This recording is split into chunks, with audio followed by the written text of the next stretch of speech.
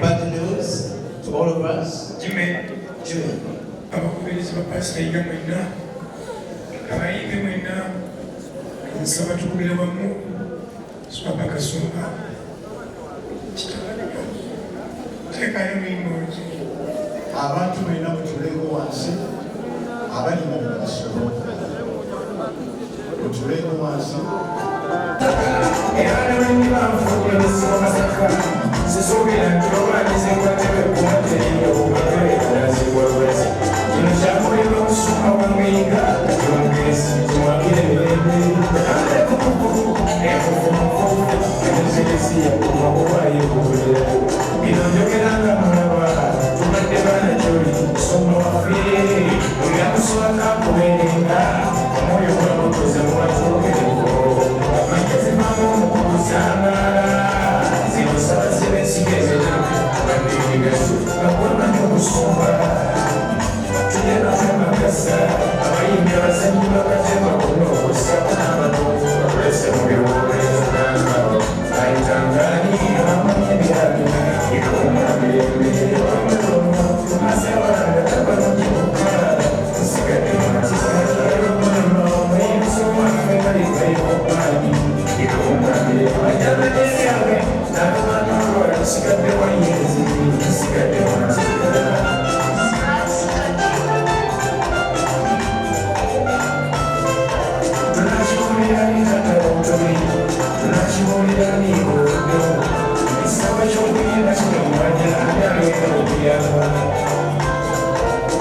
Yajisero mahiga mwenye yajaja kufuka chomani yajaja kitaba hima mayina basule chinomu onyolira mariyo yatugera wakasozo mugenesi olukaka iriyo mali interview yanyega kumitafiyo okuyamba bakuzula bakuzangala kubayinga engeri yesigana kita gakumalira birowoozo buli munaanoga nga bamumuwomwe kusookedagalabalanga banyaobutereka ekirota kyenga kyakusuma abambala bakaawa bakiwulunya yatandikira kyaki mpaka eyo mu kiwaati ekisa kyamukama kyajja kimumakakulu amanagetakusagalaisayo abadde mu bulima yabanyaku ekisabo y'obulima yabanyageyaku abasoma babaddeyo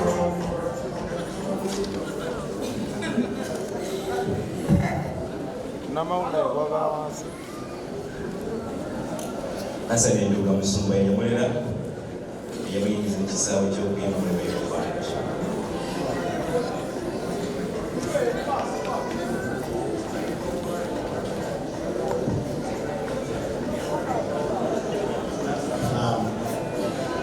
Abayimbi mwenna abategese ennyimba All the singers that have organized their songs, esibula pasita kasituminga that music.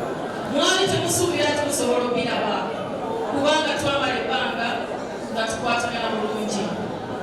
Twali tulina kikola naye ng'akyali mulamuko twakiteesaako naye n'abeera bize.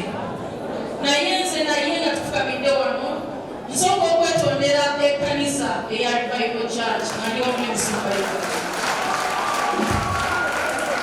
Banaye mutusonyiwe okuba nti twatuuka okweweebula okutuuka awo ekintu ekyabamenya emitima kumwayimirirawo nnyo ku lwaffe. Mbasaba mutusaasire mutusonyiwe nze omule musumbayiga bannaaye ekintu kye twabalaga si temwali musuubira. Ekyokubiri neetonda eri families, famiri ya Musumbayiga ne famiri ya Magi Kayima sikikolangako mu tivi yonna. Neetonda abazadde bange ebintu bye mwalaba bwenga batuusa bonna tubadde basaba beetondere. Era nga nfugabidde ku maviivi gange mu ggwanga Uganda lyonna abasalira Musumbayiga omusango, abasalira Magi Kayima omusango, nfukamidde essaawa eno nga njatula n'akamwa kange nti mukwano gwange okuva n'olwaleero sikuyinaako buzibu. Okuva ku ntobe y'omutima gwange sikuyinaako buzibu Musumbayiga, tuli bantu tusobya, nakusobya nange wansobya. Naye twalina okwetondera eggwanga ne kitasobola tuukirira Mukama akututte. Naye mbadde nsaba sikuyinaako buzibu okuva n'olwaleero. Era ebintu by'osinga okwagala bimanyi music. Era nga nyimiridde nga ne Revival Band emabega wange Musumbayiga nkukakasa endongo egenda kuvuga.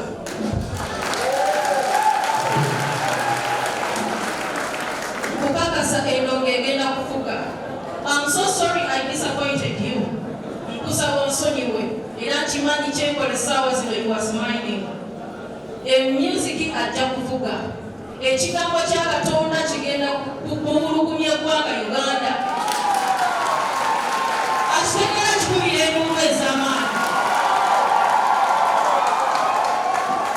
Kimanyi kyandi mukukola kati kyewandyetaasa essaawa eno.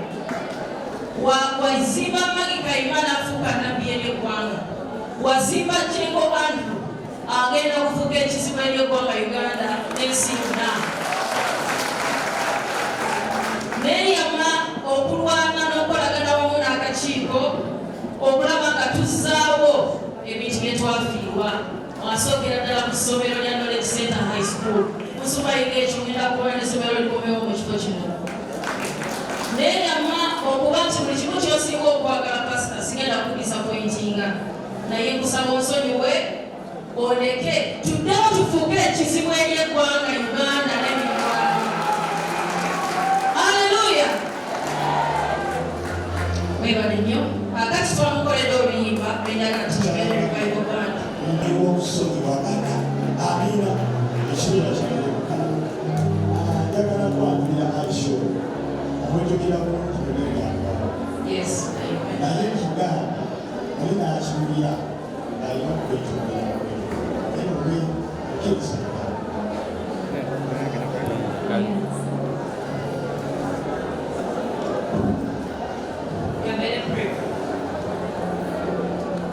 One time, 2015,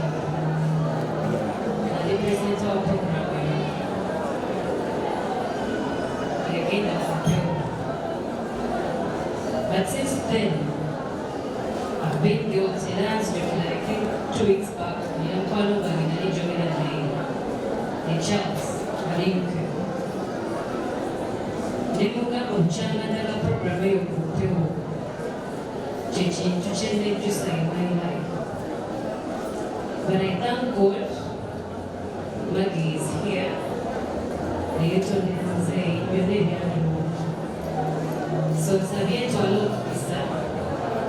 She's my fellow woman. The Charlie which happened, but I just request for forgiveness.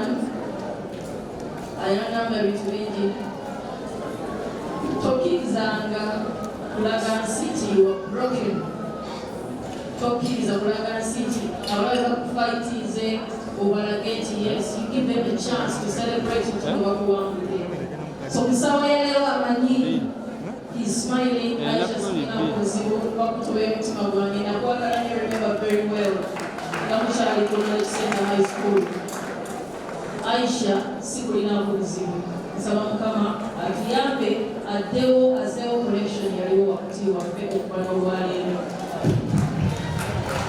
so katika sababu tuamkole dorimba balita omukuro legacy yes legacy mubali kujukira ko kingogenze kimanyi lwa tuyima nga tuludedicate nga jali okulaga chichale se mugwanga nsaba ulirize ebigambo.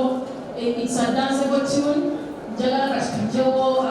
Whatever is going on between us, like right now, down to celebrating it. Hallelujah! Are you ready to celebrate? Okay.